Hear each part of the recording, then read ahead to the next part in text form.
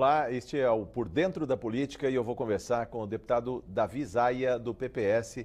Sempre um prazer conversar com o senhor no estúdio da TV Assembleia ASP, deputado. Vamos prestar contas de mandato e falar de política, falar de conjuntura, né? Prazer, Jorge, estar aqui com você e poder falar também com o pessoal que nos assiste aí nas suas casas. Deputado, a última vez que estivemos aqui conversando por dentro da política, falávamos da questão dos bancos, as demissões nos bancos, o enxugamento. Há muita preocupação do setor dos bancos, do setor financeiro. Aliás, no país como um todo, por conta da crise econômica que o senhor ouviu, inclusive, nessa Casa de Leis, na prestação de contas do secretário de Fazenda, uma crise sem precedentes, as receitas caindo do ICMS, as principais receitas do Estado caindo 4,5%. O país está engessado numa crise política, deputado. O senhor acredita que, destravando a crise política, a economia vai deslanchar outra vez? Olha, a economia, né, é meio chavão dizer que ela funciona de perspectiva do ânimo do mercado, né, chamado Sim. assim, o ânimo do mercado. Na verdade, nós estamos falando, né, dos investidores, das pessoas que têm projetos, que têm planos, né, que podem pegar os seus recursos, o seu capital e investir em negócios. Isso é que movimenta a economia. Sim. E do outro lado, os investimentos do setor público, né, que também são importantes para movimentar a economia. O setor público é responsável para ampliar a infraestrutura do país. O Brasil é um país que precisa ainda, né, tem muita coisa a ser feita no caminho da infraestrutura. Sim. Seja de atendimento direto à população, como moradia, por exemplo, né, todas as cidades onde a gente vai, uma reclamação é falta moradia. Então, isso é um investimento importante, gera emprego, gera renda, gera trabalho, movimenta a economia. Se o setor público, se a economia está indo bem, se você tem os investidores aplicando nessa área, o governo tendo capacidade de fazer financiamento, de fazer parcerias, é um setor que vai bem. Como agora nós estamos numa crise, né, muita gente, muitos empreendimentos que lançaram apartamentos na planta, agora quando chega na hora de a pessoa confirmar a compra, as pessoas estão devolvendo. Então, sim, isso parou, né, esse setor, para a economia. Então, vive muito da expectativa e da capacidade das pessoas, de fato, poderem comprar para movimentar a economia. Nós estamos, então, num momento, de fato, muito difícil, os prefeitos todos vendo a sua arrecadação cair, os estados também, e as pessoas, né, o número de desempregados, o número de pessoas que hoje não consegue manter a atividade, sobrecarregando os serviços públicos. Vários municípios estão com problemas na rede pública porque tinha uma expectativa de tantas de arrecadação que não vem. Arrecadação que não vem. E você pega a educação, por exemplo, tinha planejado X classes e agora teve que aumentar. Porque muita gente tirou os filhos da escola paga e colocou na pública. Na pública, sim, isso sim. mesmo. Agora, então, deputado, quando é que nós perdemos essa agenda de crescimento? Nós vínhamos bem aí, desde o começo dos anos 2000 para cá, o Brasil que historicamente viveu o tal do stop and go, né? Que vai, para, sempre foi assim. Mas de 2000 para cá ele experimentou anos seguidos de crescimento, mesmo quando o mundo estava com a economia deprimida. 2008 o Brasil ainda empurrou políticas anticíclicas, né? Nós tivemos de 2002 a 2008 o mundo caminhando muito bem e o Brasil caminhou bem nesse período. Do meu ponto de vista, não aproveitou tudo que poderia aproveitar, mas caminhou bem. E em 2008 o mundo sofre uma crise e eu acho que aí foi o primeiro erro de avaliação do governo brasileiro, né? O Lula até usou na época uma frase que era uma marolinha, né? E que depois nós estamos vendo agora que não era, que teve reflexos, né? Até hoje no mundo.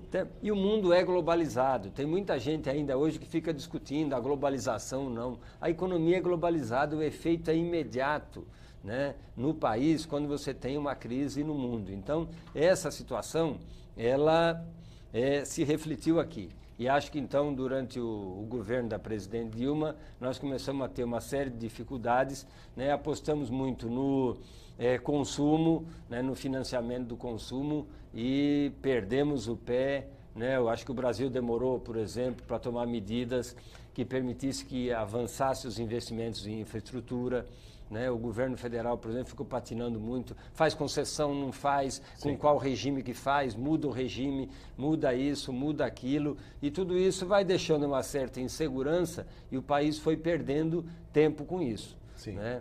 E nós chegamos a essa situação que a gente está hoje, e aí, agravando a isso, para entrar na questão então política, né? A presidente, por não ter feito uma avaliação correta disso, ou por outras razões, não conseguiu apresentar, depois de reeleita, né, um programa concreto e um conjunto de medidas que ela conseguisse aprovar no Congresso Nacional para poder mudar essa realidade. Ou Então, surpreendeu, inclusive, a sua base de sustentação quando assimilou a agenda do adversário, deputado? Porque eu acho que a cobrança veio a partir daí.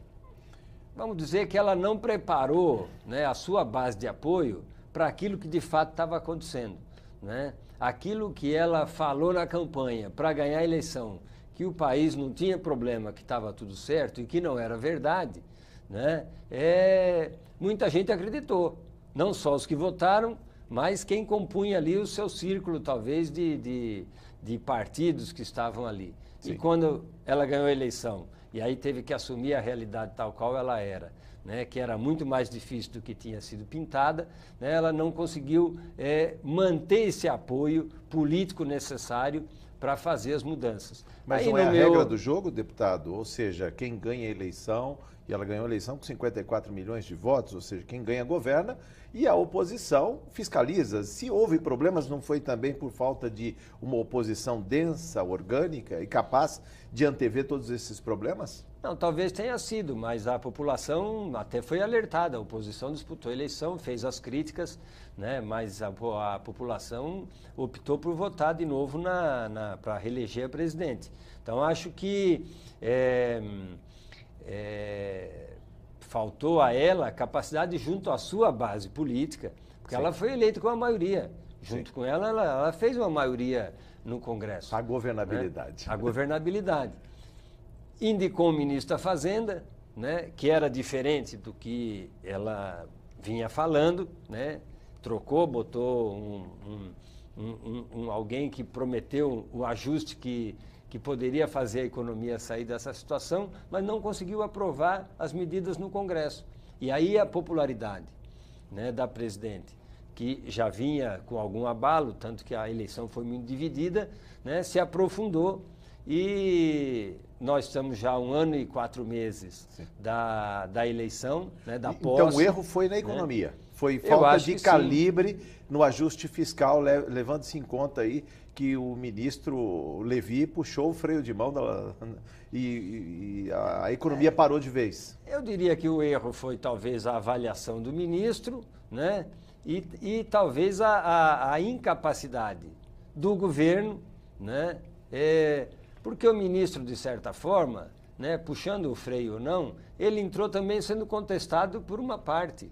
E nós evoluímos para uma situação onde quem fazia mais oposição à presidente, do ponto de vista das medidas que ela propunha, porque ninguém imagina que um ministro da Economia propõe da Fazenda, propõe alguma medida sem a presidente estar de acordo.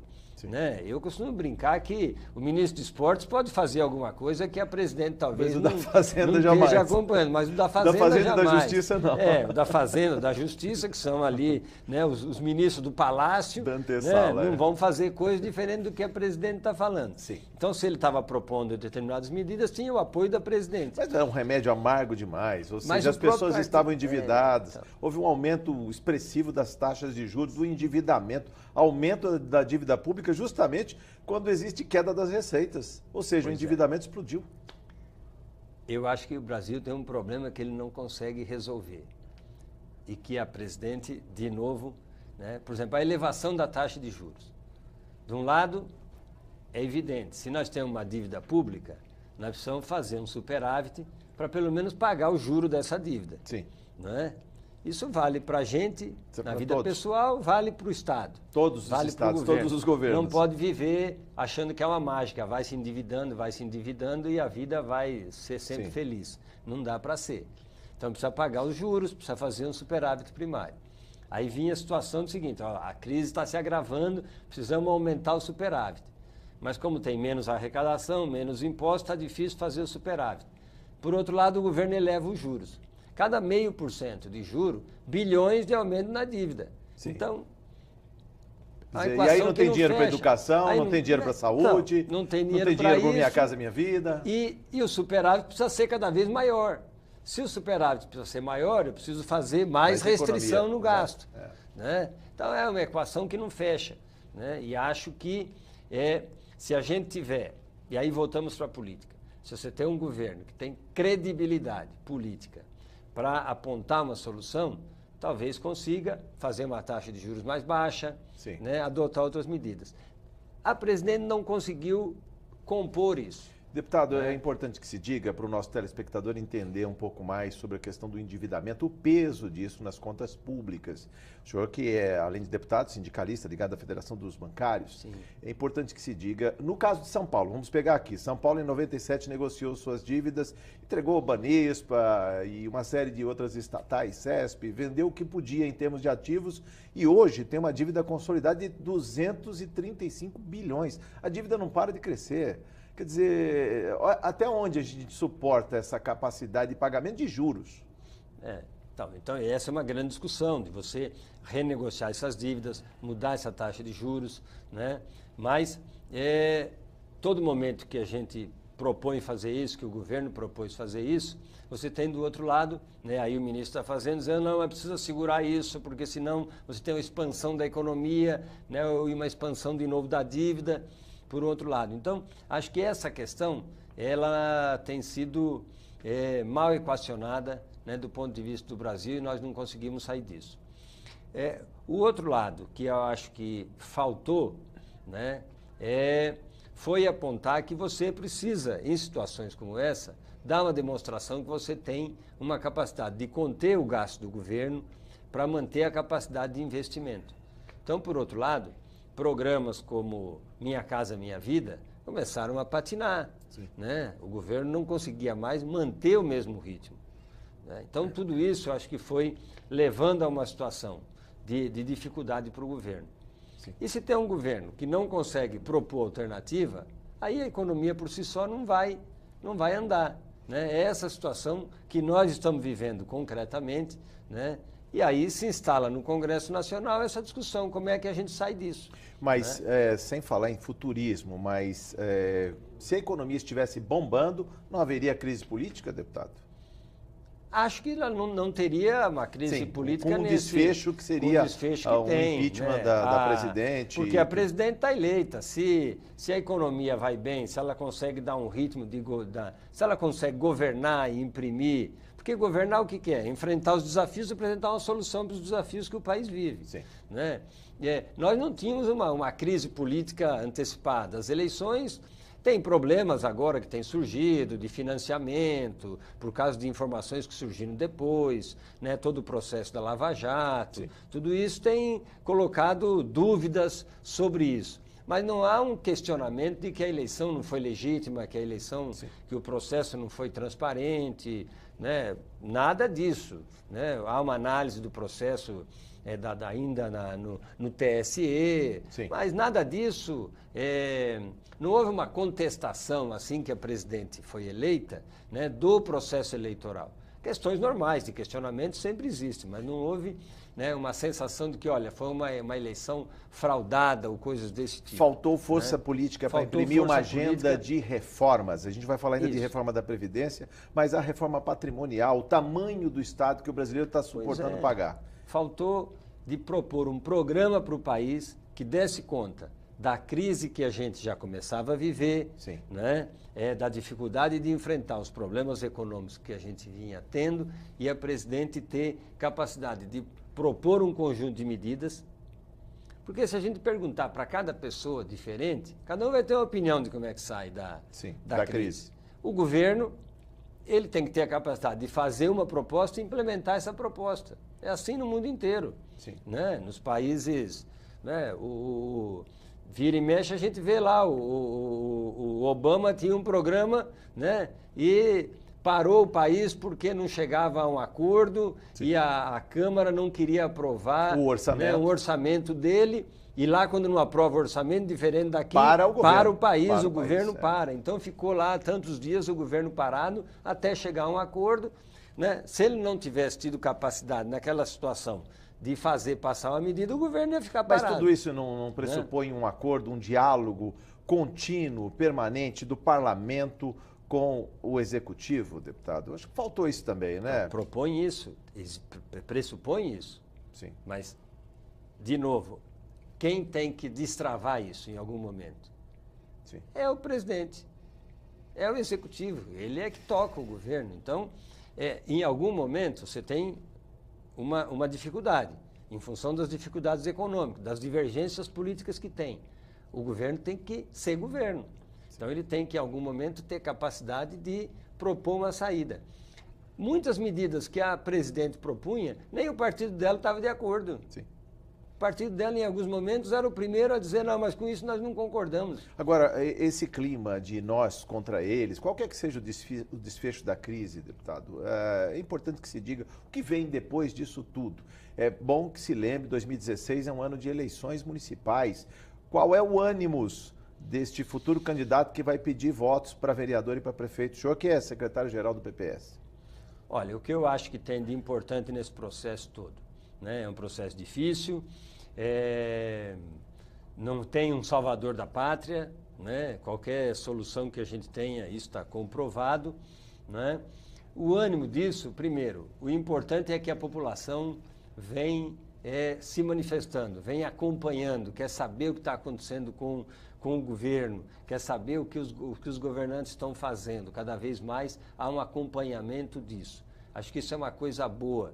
Né? Democracia a gente faz assim, com participação, com acompanhamento.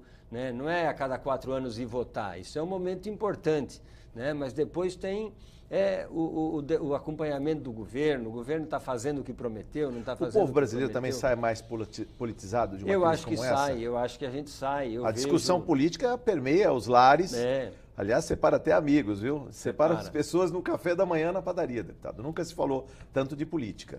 Acho que temos que ter calma com isso, temos que entender que o debate político não é a discussão do futebol de quando a gente faz entre amigos. Né? No dia seguinte, que um brinca com o outro, né? Do seu time ganhou, seu time perdeu. Né? Nós não podemos fazer da política permanentemente um confronto de torcidas organizadas pré-jogo, que é aquela tensão. Isso não é a política. A política pressupõe respeito, tolerância. E reconhecimento da diversidade. Né? De opiniões diferentes, né? Processo democrático, que nós não temos todos. Fora disso é barbárie. Fora disso é. E de novo, que a superação dessas dificuldades se dá pela política. Né? A política existe nas sociedades civilizadas. A política vem com a civilização, né? Começou na Grécia. Então estamos engatinhando ainda em política. O senhor fala da Grécia, 2000 anos. O que era a política? A política na Grécia eram os que iam para a praça, né? Discutir as questões da cidade. A democracia começou assim. Como não dá mais para ir todo mundo para a praça discutir na praça ainda pode ir, mas não dá para resolver na praça, né? Então nós passamos à democracia representativa. Eu vou até provocar o deputado Davi Zaia do PPS, que conversa comigo nesse Por Dentro da Política. Há pessoas que falam que há eleições demais, tem grupos inclusive defendendo a volta da ditadura, deputado. Nem perceberam lá atrás o quão foi difícil suportar esse país 21 anos sob a égide dos ditadores. O senhor percebe aqui na frente da Assembleia Legislativa um acampamento de gente pedindo uma intervenção constitucional como se fosse possível. Mas como é que o senhor vê, por exemplo, também a melhoria na qualidade dos políticos? Estão sendo cobrados. Quanto aos militares, isso só quem talvez não tenha vivido aquele período, né, possa imaginar que a volta da ditadura pode ser boa solução. E esse acampamento aqui tem um cartaz que me chamou muito a atenção. Né? É um militar com a bota pisando no Congresso Nacional. né, que tem lá o símbolo do Congresso Nacional, as duas cuias, cúpulas, as duas cúpulas lá dos Congressos do Senado. Então, um dos cartazes que está aí é uma bota pisando assim e tombando. Um péssimo exemplo. Né? Acho que nós estamos caminhando para uma maior participação da população. Isso é bom. Precisamos reformar... E dá para fazer política sem políticos? Não dá. Pois é, não existe candidaturas avulsas, todas passam por partidos. Poderíamos até ter, se a Constituição assim determinasse, se abrisse isso, é possível. Né? Mas é política também, não é? Política não necessariamente se faz só no partido, se faz em sindicatos, em entidades, em clubes, em qualquer, né? Na sua atuação pessoal. Dentro de casa. Dentro de casa. Mas nós precisamos de política. Ao mesmo tempo, estamos recebendo um recado. Os partidos têm que se reformar, os partidos têm que se repensar. É preciso encontrar novos canais de participação mais efetiva. Campanhas mais baratas também, porque desta vez não vai ter apoio de empresas, só pessoas físicas, uma doação limitada, conclamando a militância. Fundamental. Né? Acho que essa eleição, né, com essa mudança, é uma experiência nova, né? De como fazer as campanhas precisam ser de fato mais baratas, né? E aí as pessoas todas têm que entender que, né, o processo eleitoral, né, tem que ser simplificado. Né? E as pessoas entendem também, deputado, que é a política que muda a vida das pessoas. A economia lá em 2008, como falamos aqui, não foi capaz. O mercado não vai mudar a vida das pessoas, vai fazer suas escolhas, o capitalismo olha para frente. A política é que consegue olhar o todo, né? A floresta e não só a árvore. O capitalismo tem mostrado um sistema importante, né? Ele impulsiona a criatividade das pessoas, né? A busca até do lucro, do ganho, mas ele não pode funcionar sem os controles da sociedade. Ele não vai resolver os problemas todos que tem. Quanto mais se sofistica o capitalismo, deputado, mais avança o fosso, vamos dizer assim, de desigualdade. Há um livro, inclusive, recente, do Piketty, né? Que trata dessa questão. Um livro até bastante volumoso, né? E o que ele aponta como uma das causas, do distanciamento da diferença de renda, porque nós tínhamos uma diferença de renda, o que ele coloca no livro é interessante. Nós tínhamos, antes da Primeira Guerra Mundial, uma concentração de renda muito exacerbada. Pessoas muito ricas e pessoas muito pobres. Né? Isso no mundo começou a mudar em função da Guerra Mundial, que destrói muita coisa, né? Em função de mudanças na organização da sociedade, desde a herança, né? A herança naquela época era só para o filho mais velho. Então gerava uma concentração. Depois foi mudando isso. E também o trabalho, tudo isso mudou. E a legislação, né, de tributação da renda. Isso foi importante. A tributação da renda é um fator que ajuda a diminuir as diferenças. E aqui no Brasil da década de 70 para cá, há um movimento no mundo que começa a mudar isso. A diferença de renda começa a aumentar novamente. E explodiu agora. Deputado, nesse minuto final que nos resta de conversa, como conclamar a população brasileira a ter serenidade? O senhor que tem um mandato, né, e espraiado para todos esses estados, o senhor conhece muitas cidades, muitas regiões. O que o senhor tem dito aí para as pessoas que, inclusive, dialogam com o senhor na rede social praticamente todos os dias? O que eu tenho dito é que participem da política, defendam as suas ideias com firmeza, né, com argumentos, mas estejam abertos ao debate. Do debate é que pode surgir a melhor solução para os problemas que a gente tem. Né?